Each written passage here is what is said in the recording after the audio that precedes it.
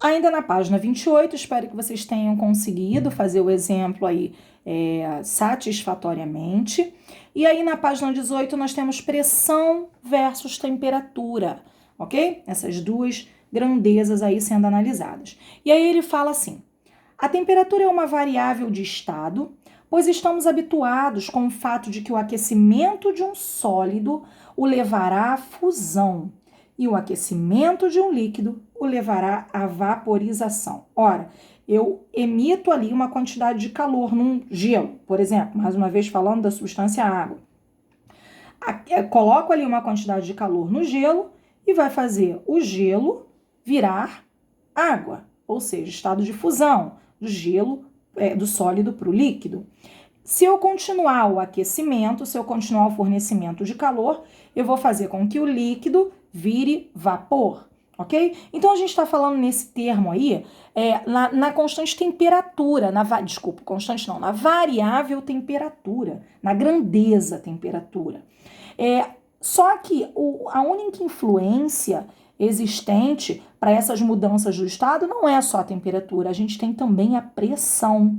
A pressão também influencia muito na mudança de estados, ok? Então ele fala assim, ó, um aumento de pressão tende a aproximar as partículas que formam um sistema, assim como a diminuição da pressão faria o inverso. Ou seja, ele fala, o aumento da pressão. Eu tenho aqui uma substância, olha, se eu aumentar a pressão,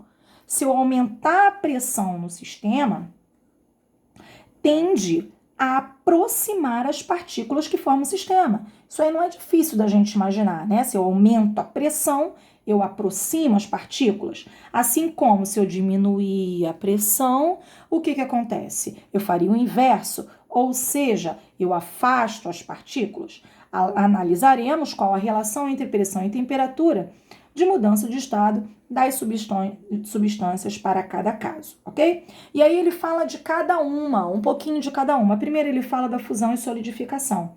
Ele fala dois tipos de substâncias na natureza que se comportam diferente em relação à fusão e à solidificação. As que se expandem durante a fusão, que é a grande maioria, e as que se contraem durante a fusão, que é o caso da água.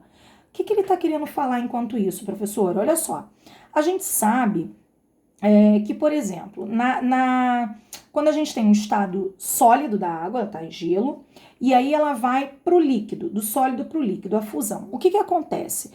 No sólido para o líquido, ela se expande, não é isso? A maioria dos casos, vamos repetir aqui, olha só, para ficar mais claro, eu acho que eu não estou sendo muito claro. Há dois tipos de substâncias da natureza que se comportam diferentes em relação à fusão e solidificação. As que se expandem durante a fusão, desculpa, eu falei que era água, não é a água. E as que se contraem durante a fusão, que é o caso da água, ok? A água, na verdade, ela não se expande durante a fusão, ela se contrai. Quando ela está passando de gelo para líquido, ela se contrai. Tanto que quando você pega a água e coloca no congelador, o que acontece? Quando você bota a água no congelador, o que acontece? Ela aumenta, né? Ela se expande. Essa característica é apenas de algumas substâncias, como por exemplo da água, o bismuto, não é só água, o bismuto, o ferro, o antimônio. Então existem algumas substâncias que têm esse comportamento. A grande maioria não. Elas se expandem durante a fusão, ou seja, elas aumentam durante a passagem de gelo para líquido, de sólido para líquido, ok? Então a gente vai ver isso como comportamento anômalo, e a gente tem a água como esse comportamento diferente. Então aqui, ó, continuando, ele fala aqui um pouquinho mais, ó. Deixa eu